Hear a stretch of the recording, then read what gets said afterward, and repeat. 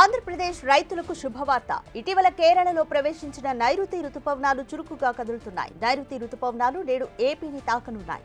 దాని ప్రభావంతో నేటి నుంచి ఏపీలో భారీ వర్షాలు పడే అవకాశం ఉంది. తీరం వెంబడి గంటకు 40 నుంచి 50 కిలోమీటర్ల వేగంతో ఈదురుగాలులు వీస్తాయని ఏపీ విపత్తుల నిర్వహణ సంస్థ మేనేజింగ్ డైరెక్టర్ కూర్మనాథ్ తెలిపారు.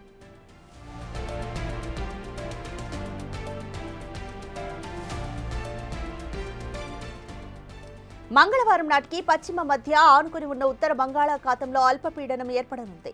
దీని ప్రభావంతో ఏపీలో రానున్న 3 రోజులు అక్కడక్కడ భారీ వర్షాలు కురిసే ఛాన్స్ ఉందని అంచనా వేశారు.